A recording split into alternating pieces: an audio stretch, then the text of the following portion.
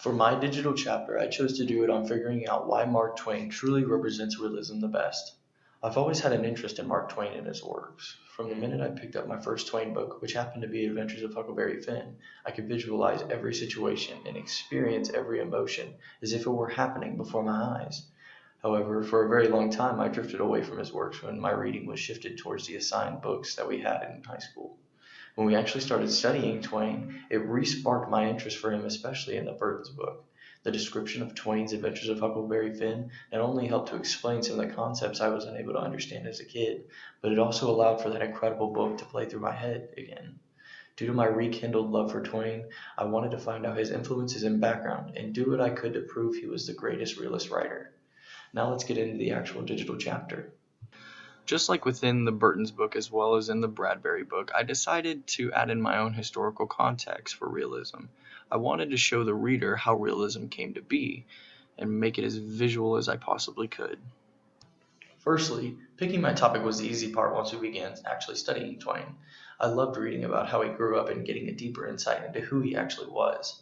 As for the materials, I tried to find materials that would reflect Twain in a positive way, yet also reflect the other authors I included in a positive way, to make it seem even more amazing that he was the greatest realist. As for the overall outline of the chapter, I was inspired by the Burton's book, because when we were reading that book, everything was separated and at times seemingly by importance. Therefore, in this chapter, I put my featured writer, Mark Twain, at the beginning, and after that came the authors that he beat out for the title of the real realist. To end the chapter, I chose to do a Why Twain section to almost prove my case that Twain was truly the real realist. Now that we're actually into the digital chapter, let's start with our featured writer, Mark Twain. Mark Twain was from the small town of Hannibal, Missouri, a town just off the Mississippi River.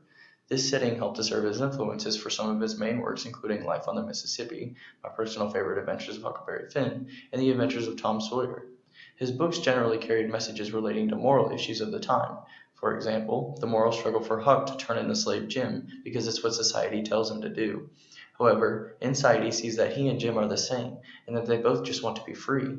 Twain was also a poet, as I came to find out in my readings. In the poem Genius, Twain proves his allegiance to realism with his down-to-earth style.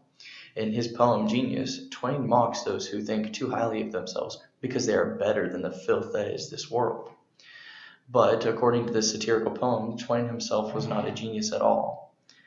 However, he has a rare literary gift that makes him incredibly brilliant.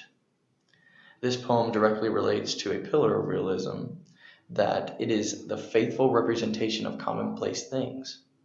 When Twain mocks the so-called geniuses that put themselves above this world, he is inadvertently placing himself right next to the reader of this poem. He proves his alignment with realism in this way, and that he truly is giving the reader something to relate to. Now on to our next author, Henry James. In James's earlier works, there is a general international theme that can be identified. For James, the essential principle of fiction was contrast. This can be seen through the conflicting social and cultural differences between America and Europe in his works. With this knowledge, it can be seen how his writings are heavily affected by not only European writers, but Europe itself. Another recurring aspect of James's works can be seen to be the very environment that James's story takes place.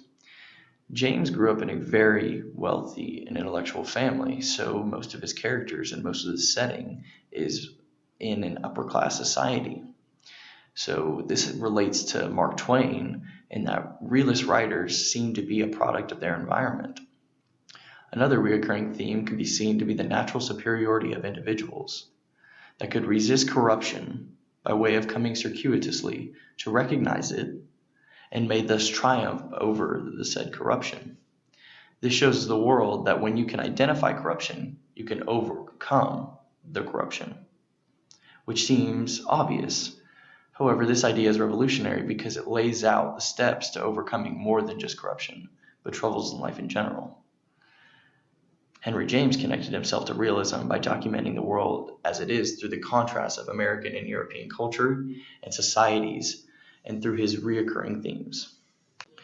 Now on to our third and final author, William Dean Howells, whose impact on realism goes so much farther beyond just his works. He acted as an actual driving force for the entire realist movement. As a writer, he was influenced heavily by his travels, much like Henry James. However, like Twain, Howells was more interested in solving the social and moral dilemmas that were present within America. Howells told the non-story of people trying to live by false ideas and fantasies and getting tripped up by them. This interest can be seen in his books A Modern Instance, which is the first novel to seriously consider divorce as a possible outcome of marriage. This new way of thinking is what revolutionized realism to be what it is as we know it today, as something that tells the people how it is in the real world. Howells' role as a driving force for the movement can be traced to his efforts to get Mark Twain and Henry James to write, as well as to get their works published. He actually worked to get their works published. So without his efforts to get them out on the market and to get their works out, who knows what American realism would be today, and who knows what American literature itself would be today. So for these reasons, William Dean Howells makes a very strong run for the claim of the real realist, simply for the fact that he was one of the huge driving forces in the actual movement itself. So now we answer the question, why Twain? Well, it's because of his incredibly brilliant works that are still heavily prevalent today. His incredible ability to weave both social and economic issues into his works truly connected the real world to his writings, which is what realism attempted to do. In his writing, Adventures of Huckleberry Finn, Twain is able to confront the major social issue of slavery and actually offer a solution of acceptance that can actually still be seen and felt today in movies that we can see to our left. His overall message in all of his books are still felt today and can be applied to the most specific situations like racism in our society today. Overall, Twain represents realism the best.